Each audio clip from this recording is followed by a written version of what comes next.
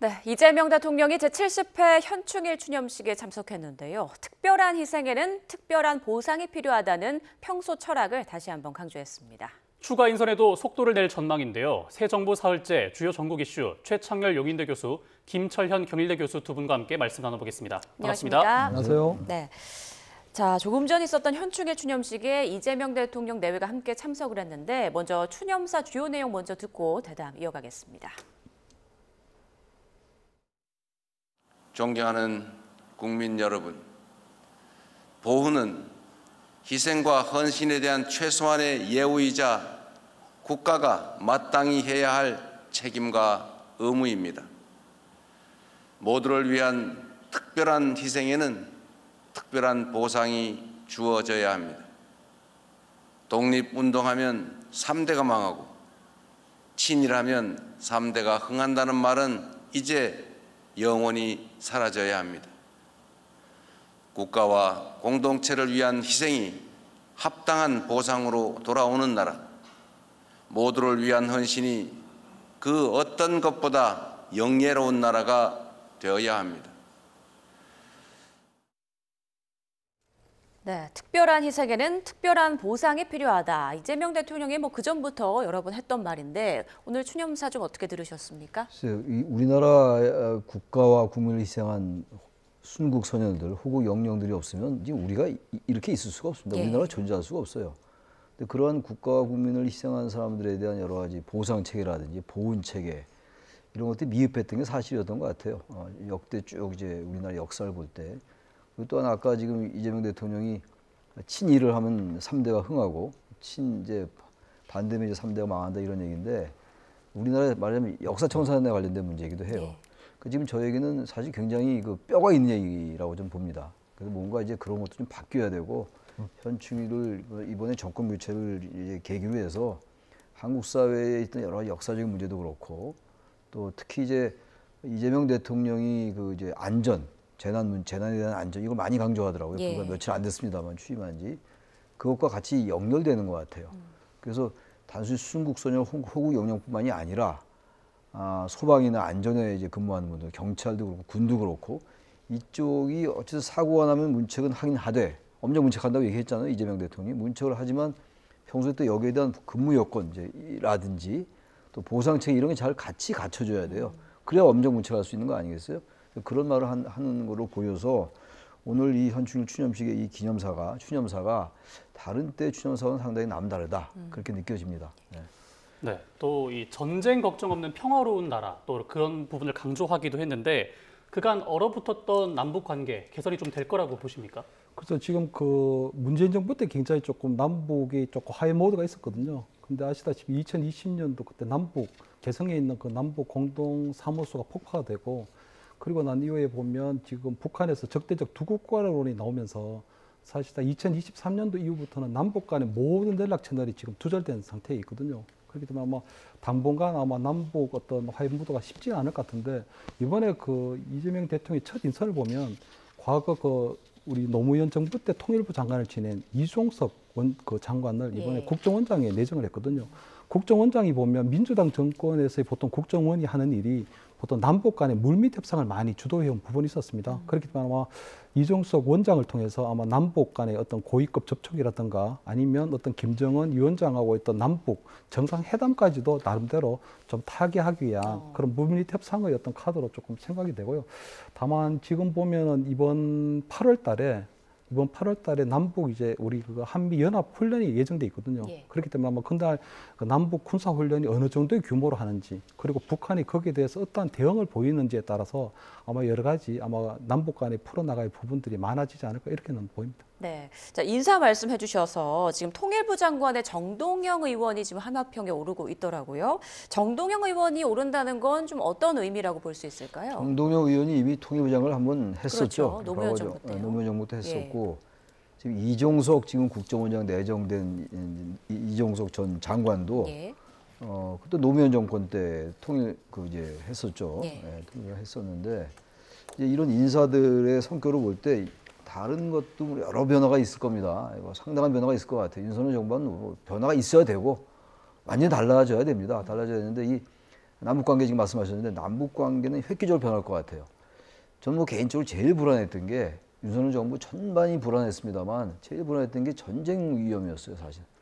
워낙 남북 관계가 경색됐고 아직 뭐 수사를 통해서 밝혀져야 될 문제입니다만 나중에 계엄의 명분을 마련하기 위해서 북한을 자극했다 뭐 이런 얘기도 있는 상황이란 말이에요, 지금. 이른바 외환에 관련된 얘기인데 아무튼 많은 국민들이 보수와 진보를 떠나서 과도할 정도 남북이 단절됐었어요.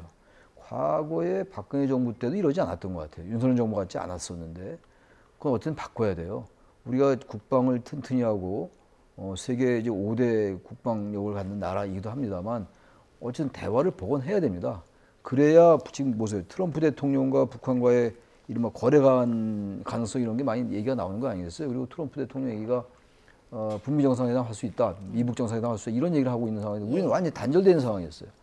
도저히 이해할 수 없는 남북 정책이었는데 아마 통일부 장관이 정동영 의원으로 바뀐다든지 뭐 꼭 정동영 의원이 아니더라도 또 이종석 전 장관은 이미 내정이 된 상태니까 국정원이 이제 남북 관계에서 남북 평화를 주도해라 뭐 그런 의도인 것 같아요. 이종석 전 장관을 내정한 걸로 봐서 그러면서 볼 때 그건 전 방향이 맞는 변화라고 저는 생각해요. 뭔가 남북 관계가 지금 이게 정상화돼야 되는 것이고 지금 북한도 적대적 두 국가론을 계속 얘기하고 있는 거거든요. 이대로 갈 수는 없는 노릇이에요. 나중에 어쨌든 우리가 통일이 어디 될지 모르겠습니다만 당장 두 국가 개념으로 간다 하더라도 이렇게 그냥 군사적으로 뭐 전혀 아무런 어떤 그 한 라인이 없어요 지금 남북 관계. 이래가지고 아무런 우리가 레버리지 효과도 발휘할 수 없는 것이기 때문에 지금 그 여러 인사가 나옵니다만 그런 인사들로 해서 이제 남북 관계를 획기적으로 바꾸겠다라는 대통령 의지가 반영돼 있는 게 아닌가 그렇게 해석이 가능하다고 봅니다. 예. 네, 남북 관계도 중요하겠지만 이 한미 동맹 관계도 좀 중요하지 않겠습니까? 네. 이제 이 트럼프 대통령과 이재명 대통령이 언제쯤 통화할지도 지금 관심이 쏠리고 있는데 언제쯤 이런 통화가 이루어질 거라고 보실까요? 글쎄요, 뭐 통화가 왜 당장 이루어지지 않느냐 가지고 이제 얘기들이 있는 것 같아요. 네. 박근혜 전 대통령이나 윤석열 전 대통령도 그랬고 문재인 전 대통령도 하루 이틀 만에 이루어졌다 이런 얘기인데 지금 취임한 지가 지금 오늘 6월 6일이잖아요. 4일날 취임했으니까 이제 이틀 됐어요. 이틀 됐고 오늘이나 내일 오늘 글쎄 통화가 되지 않는데 제가 뭐 그걸 알 길은 없는 거죠. 지금 뭐 상당한 조율이 이루어지고 있다고 보는 게 상식인데 오늘 내일 이루어지면 뭐 문제가 없는 거 아니겠어요. 근데 과할 정도로 지금 지난 대통령들은 취임 다음 날이나 다다음 날 이루어졌는데 왜 통화가 안 이루어지느냐 하면서 중국 관계 얘기를 언급했다. 트럼프 대통령이. 그래서 뭔가 여기에 대해서 이재명 대통령에 대한 거에 대해서 불편한 심기가 있는 거 아니냐고 얘기하는데 그런 접근이 잘못된 거라고 저는 봐요. 미국이나 우리나 각자의 국익에 맞게 서로 외교하는 겁니다. 주한미군 문제도 마찬가지예요. 우리가 주한미군이 우리나라에 주둔한 거에 대해서 미국에 대해서 한미동맹의 차원이니까 상당히 의미를 부여합니다만 미국은 미국의 국익에 부합하니까 주한미군을 여기다 갖다 놓고 있는 거예요. 만약에 미국의 국익과 전혀 관계없다. 단순히 근데 한국과 친하니까 갔다 온다. 그런 나라는 존재하지 않아요. 그래서 저는 이 통화가 지금 하루 이틀 늦어지는 거에 대해서 하루 이틀도 아니죠. 뭐 이제 취임한 지 그저께 됐으니까 너무 과할 정도 자꾸만 논리 이외에 그런 해석을 얘기하는 건 전 바람직하지 않은 것 같아요. 그리고 현실에 맞지도 않는다. 그렇게 생각합니다. 네. 자, 최 교수님께서 이제 백악관에서 중국 언급한 것에 대해서 크게 뭐 우려할 건 아닌 것 같다 이런 네. 말씀해 주셨어요. 근데 일각에서 나오는 얘기이기 때문에 교수님께도 좀 여쭤볼게요. 백악관이 이제 이재명 대통령 당선에 대해서 전 세계 민주주의 국가들에 대한 중국의 개입과 영향력 행사에 대해서 여전히 우려하며 반대한다. 중국 얘기를 꺼냈단 말이죠. 이 부분은 어떻게 일단 제가 볼 때 뭐 한국 대선에 대해서 직접적으로 중국이 개입했다는 어떤 그러한 뭐 근거를 갖고 얘기하시는 것 같지는 않고요. 예. 다만 지금 트럼프 대통령이 보면 취임하고 난 이후에 가장 주안점을 두고 있는 게 대중국 봉쇄 정책이거든요. 아무래도 중국과의 어떤 여러 가지 패권 전쟁을 벌이고 있는 상황이기 때문에 맨 처음에 꺼내던 것도 보면은 우리 관세 폭탄이라 이런 부분이 있었기 때문에 아마 굉장히 좀 원론적인 입장을 보이고 있다고 보이는데 다만 지금 트럼프 대통령하고 이재명 대통령 간에 지금 통화가 이루어지지 않고 있는 것, 조금 늦춰지고 있는 것은 다소 이례적이기도 하고 이런 부분들은 약간은 국민들께서 불안해질 수 있는 상황은 된다고 보이거든요. 지난 그 2017년도 그 박근혜 대통령 탄핵 이후로 들어온 문재인 대통령과도 그때 보면 첫날 이루어지고 그 다음날 시진핑 총리, 그 다음에 시진핑 위원장, 그 다음에 뭐 일본의 아베 총리처럼 줄줄이 아무래도 이 한반도를 둘러싼 어떤 한미일 동맹의 어떤 그런 굳건하다는 부분들은 됐는데 지금 같은 경우에는 만약 이재명 대통령과 지금 트럼프 대통령 사이 여러 가지 시차라든가 뭐 일정 조율들 때문에 늦어지고 있다고 하지만 사실은 그 외교가에서는 트럼프 대통령이 나름대로 조금 한국의 이재명 대통령에 대해서 고의적으로 미루면서 조금 약간 길들이게 하려고 하는 거 아니냐 하는 이런 얘기들도 좀 나오고 있거든요. 예. 특히 뭐 우리 대선 기간 중에 보면 주한미군을 감축하겠다. 또한 뭐 주한 방위비 분담을 좀 늘리겠다 하는 이런 여러 가지 것들을 얘기했기 때문에 아마 트럼프 대통령, 이재명 대통령과의 어떤 통화에서 그런 부분들을 아마 협상에서 조금 유리하게 끌고 나가기 위한 그런 부분들도 좀 담겨져 있지 않나 하는 생각인데요. 하여튼 이재명 대통령 또는 우리 대통령실 입장에서 볼 때는 계속적으로 트럼프하고 대통령과의 어떤 대화가 좀 어떤 통화가 늦어지고 있다는 부분에 있어서는 아마 굉장히 조금 걱정하고 있을 사항이 아닐까 이렇게는 보입니다.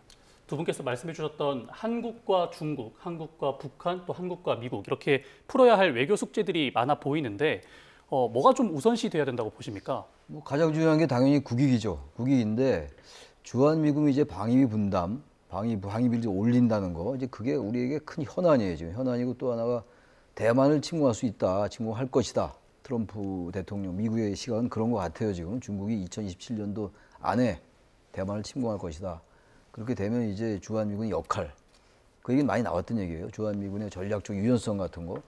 우리로서는 대단히 민감한 문제일 수밖에 없는데 이 문제는 우리가 좀 당당해야 될 것 같아요. 당당하게 한다는 게 뭐 한미동맹의 금이가고 이런 건 전혀 아닌 거죠. 당당할 때 오히려 한미동맹이 국군일 수 있어요. 근데 지난 정권 때는 글쎄요, 한미동맹을 국군 양호까지는 좋고 한미일 관계가 더 이렇게 강화된 건 좋은데 한일 관계 같은 경우도 강화 정도가 아니라 우리는 상당히 양보를 했어요. 근데 그때 박진 전 장관이가 한 얘기가 있잖아요. 물의 반은 우리가 채웠으니 물의 반은 일본이 채워라. 일본이 채우지 않았어요. 그래서 이재명 대통령 얘기가 역사에 관련된 이런 것들은 분명히 할 필요가 있다라는 그런 취지의 얘기를 했던 걸 제가 기억을 해요. 불과 며칠 상관의 일입니다만. 그래서 한미 관계도 보세요. 우리나라 평택에 세계 제일 넓은 미군 기지가 있어요. 예. 우리가 그런 거 레버리지로 활용해야 돼요. 그 주한미군 감축이 자꾸 협박을 하는 것이 들리는데 거기에 굴할 필요 없어요. 우리가 물론 거기에 대해서 상당히 외교적으로 우리 협상력을 발휘해야 되고 그렇습니다. 우리 또 우리대로의 카드가 있는 거예요. 이걸 너무 그렇게 완전히 미국이 우리한테 시혜적으로 베푼다라는 관점을 저는 버려야 될 것 같아요. 아마 그런 관점을 정동영 의원이나 정동영 의원이 뭐 통일부 장관이 될지 않을지 모릅니다만 이종석 전 장관은 그런 시각을 확실히 갖고 있어요. 제가 알기는 그렇게 알고 있습니다만. 그래서 이런 부분이 과도하게 한미동맹을 해치지 않는 범위 내에서 분명하게 낼 목소리 내야 돼요. 그럴 때 트럼프 대통령도 우리 무시 못하는 거고 자꾸 이 만약에 길들이기 식으로 우리나라 대통령과 통화를 늦춘다. 그러면 우리도 생각을 좀 달리 할 필요가 있어요. 그게 무슨 뭐 저기 아랍에 있는 나라들처럼 뭐 반미를 하라는 얘기가 아니고 노무현 전 대통령처럼 반미 좀 하면 어떠냐. 그렇게 하라는 얘기는 아니에요. 절대로. 그렇게 할 리도 없고 한미동맹이 가장 중요한 것이니까. 그러나 너무 그렇게 우리가 저자세라든지 그렇게 할 일은 없다. 대한민국이 어쨌든 간 이 동부에서도 강국입니다. 지금. 우리나라를 둘러싼 지 일본, 러시아 이런 나라가 워낙 강대국이니까 그런 겁니다만 러시아와의 관계도 우리 바꿔야 되는 거 아니겠어요? 이렇게 언제까지 러시아와 이렇게 불편함을 갑니까? 네. 모든 걸 우리가 종합적이고 입체적이고 대한민국 국익에 맞게 당당한 외교를 해야 된다고 저는 생각합니다. 네, 자 이재명 대통령과 트럼프 대통령이 언제 통화를 할지 그리고 어떤 내용이 오갈지도 관심이 쏠리고 있는 상황입니다. 자 그리고 이재명 대통령 취임 이틀 만인 어제 용산 대통령실에서 처음으로 이제 국무회의를 주재했는데요. 아무래도 지난 정부에서 임명된 뭐 장관 관료들과 회의를 했던 만큼 약간 좀 어색한 분위기가 흐르기도 했어요. 앞으로 국정 운영 방향 좀 순조롭게 공유가 될지 어떻게 보십니까? 일단 뭐 약간 뭐 어색하지만 약간 불편한 동거를 할 수밖에 없는 상황인 것 같고요. 아마 그런 어색한 분위기를 풀려고 아마 대통령께서 먼저 그런 얘기를 꺼내신 것 같거든요.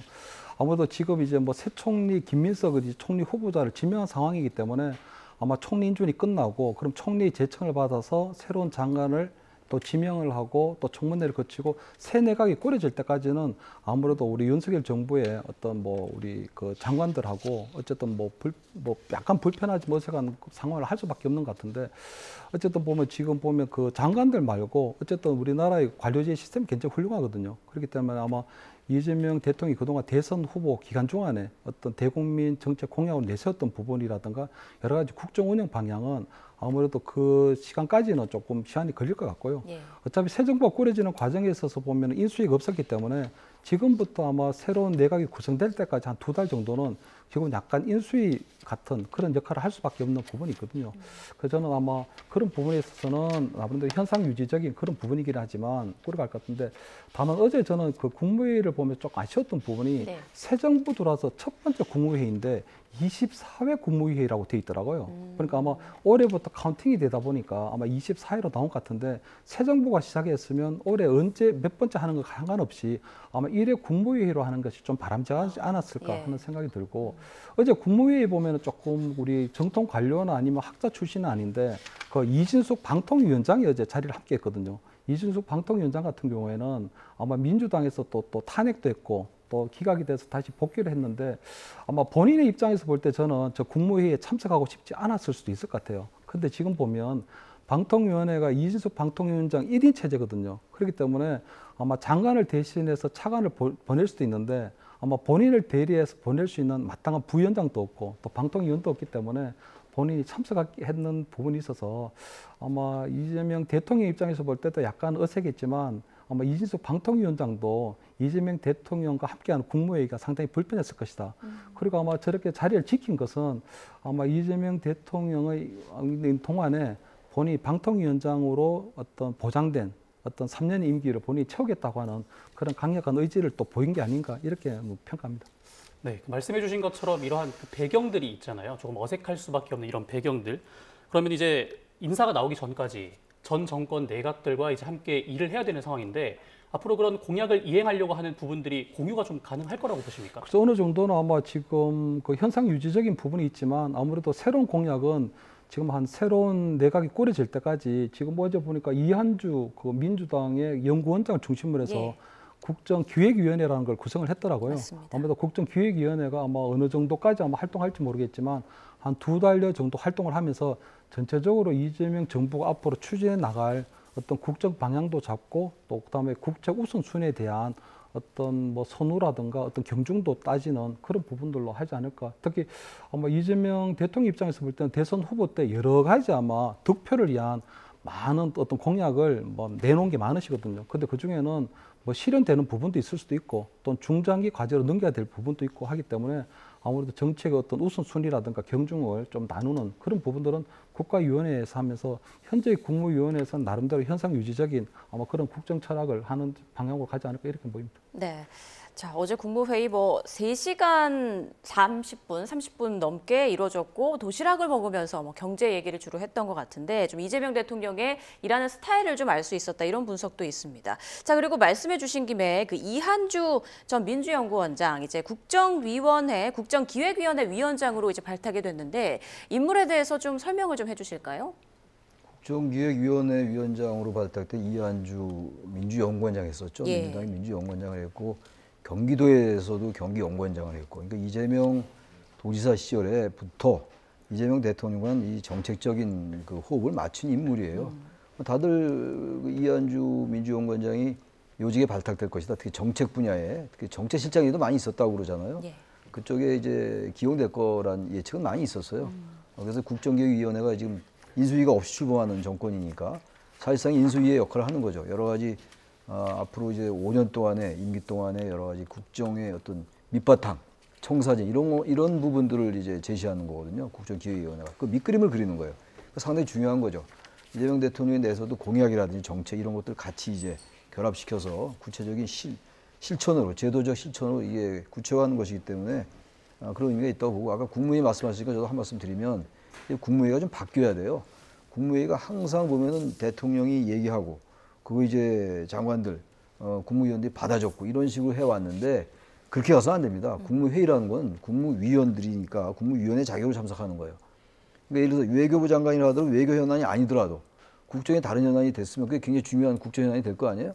그럼 거기에 대해서 얘기를 해야 되는, 그게 국무회의예요.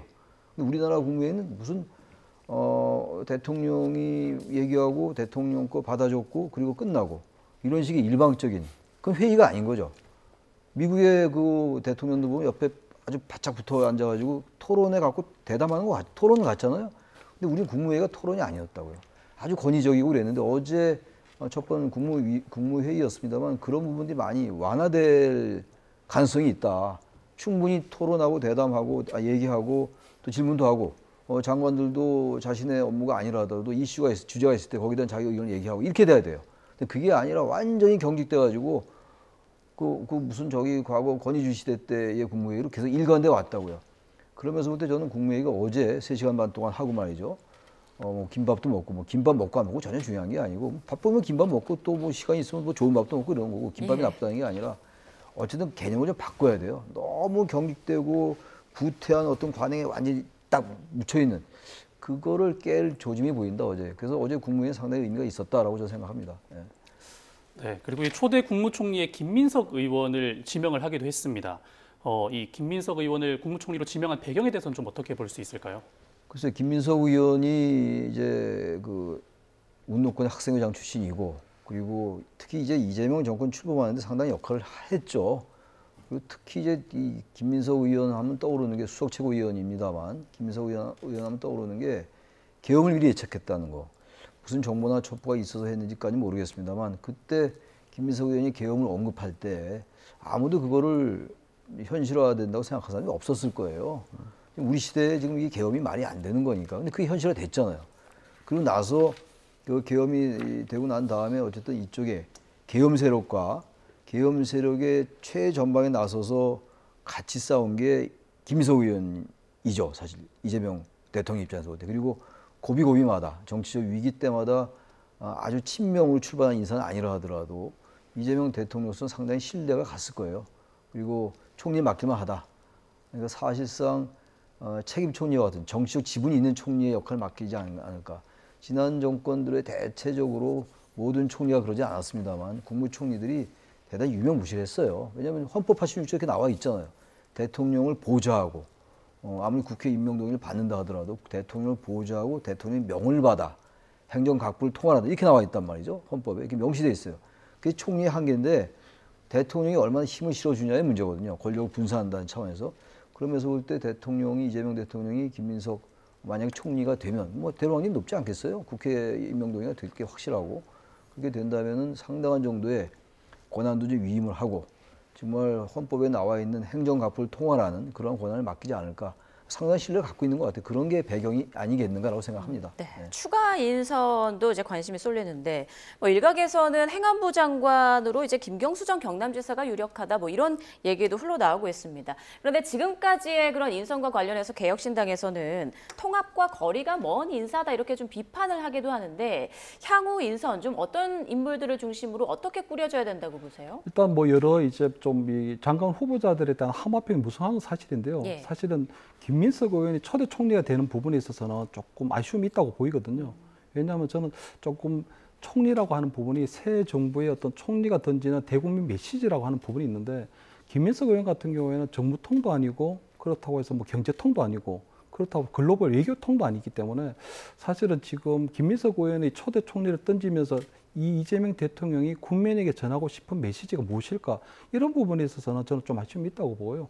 원래는 조금 그 초대 총리에 홍준표 전 대구시장이나 또는 뭐 유시민 전 작가나 이렇게 조금 깜짝 놀랄 만한 뭐 파격 인사가 있지 않을까 하는 그런 기대가 있었는데 그것은 아니었던 것 같고요.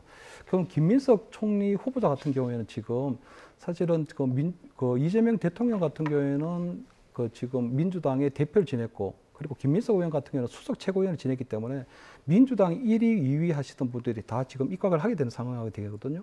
그럼 윤석열 정부 때 보면은 수직적 당청 관계가 굉장히 문제였기 때문에 어떤 수평적 당청 관계가 이루어지지 않았을 때의 문제가 생기는데 만약 이런 식으로 되게 되면 지금 민주당과 어떤 이재명 정부와의 관계에 있어서도 상당히 수직적 당청 관계로 이루어질 가능성이 크기 때문에 앞으로 그러한 부분에 있어서도 상당히 어떤 뭐 지켜봐야 될 포인트가 생기지 않을까 이런 생각이 들거든요. 그리고 또 전체적으로 지금 우리 그 장관 후보자들이 아무래도 대표적인 우리 친명계 인사들로 많이 발탁이 되는데 아마 저는 이재명 대통령이 아마 내각 구성에 있어서는 아까 나왔던 것처럼 김경수 전 지사 같은 경우에 행안부 장관 함합병도 있는 것처럼 아마 나름대로 공동 정부를 좀 형성하려고 하는 시도도 좀 있지 않을까. 그렇게 되면 아무래도 그동안 중도 보수인님도 좀 표방해 왔기 때문에. 예. 예를 들어 뭐 국민의힘에서 활동했던 뭐 유승민 전 의원을 뭐 복지부 장관으로 한다거나 또는 진보당 계열의 인사를 뭐 환경이라든가 이런 진보적 이슈에 어떤 뭐 배치를 하는 그런 형식의 어떤 공동정부 연합 구상도 좀 생각하고 있지 않을까 하는 그런 기대는 해봅니다.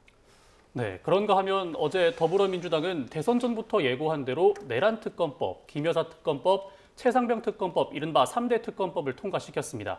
이에 국민의힘은 크게 반발했는데요. 관련 발언 먼저 들어보겠습니다.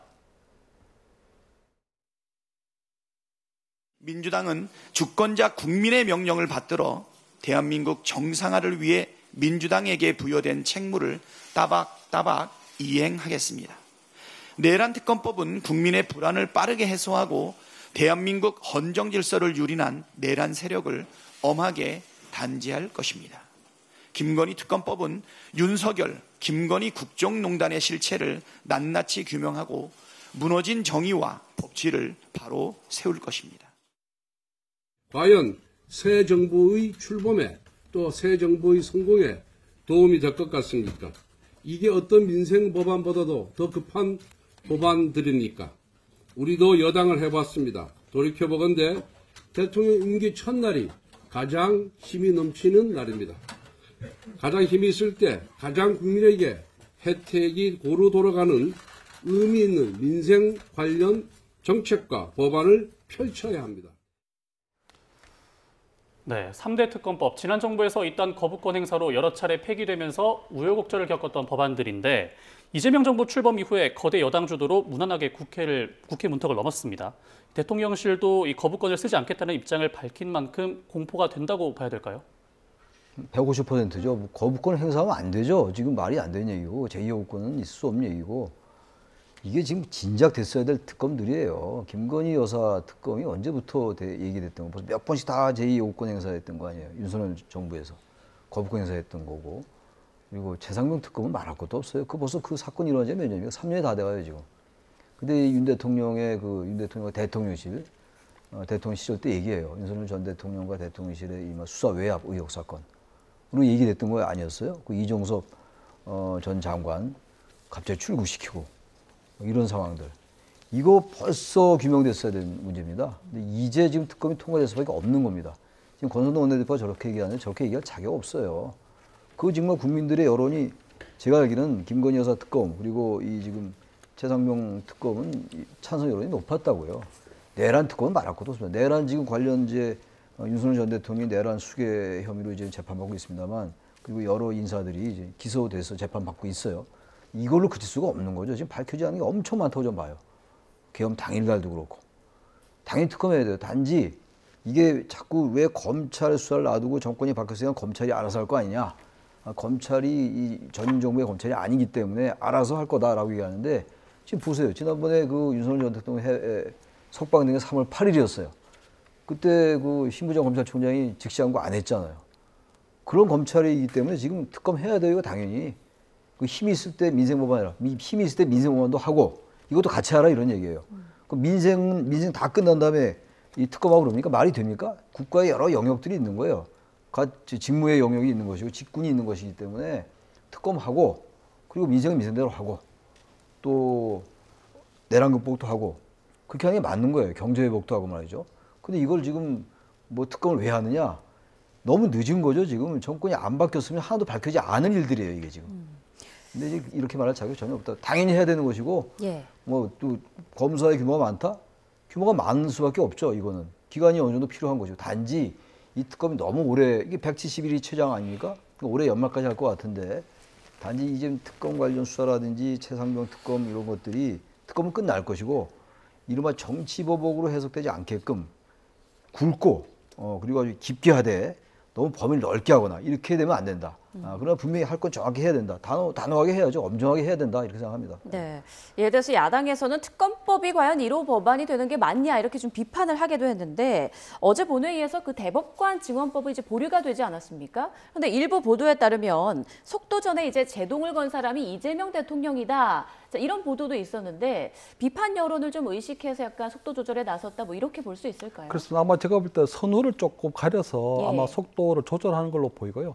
다만 저는 어제 그 3특검이 통과됐는데 조금 아쉬운 부분을 좀 말씀드리면 아무래도 그 특검이 통과되는 거는 불가피한 부분이 있거든요. 하지만 저는 어제 민주당이 과거 야당 때 하던 행태를 그대로 보이고 있다. 사실 민주당에서 이제 여당이 됐기 때문에 특히 이재명 대통령이 친일성에서 밝힌 것이 국민 통합이거든요. 그렇다면 저는 나름대로 이제 민주당 여당이 됐기 때문에 야당이 국민의힘과 한 번 정도는 특검 법안에 대해서 조금 설득하고 합의 처리하는 그런 방식도 있다고 생각하는데 여전히 야당의 어떤 행태를 보이는 부분에 있어서는 조금 상당히 조금 아쉽다는 생각이 들고요. 이 특검 법안 같은 경우는 상당히 조금 우려를 표명할 수밖에 없는 게 왜냐하면 이 특검이 할 때 가장 중요한 게 정치적 중립성이거든요. 그렇기 때문에 윤석열 정부 때는 권력형 비리를 파는 데 있어서 지금 윤석열 대통령과 관련된 부분이 있다 보니 검찰에서 제대로 수사하지 못하고 민주당에서는 특별검사를 통해서 이걸 파헤쳐야 된다고 하지만 사실 지금 이제 뭐 이 새 정부가 바뀌었고 그렇기 때문에 아마 특별검사를 통해서 밝힐 수 있는 부분이 여러 가지가 있을 텐데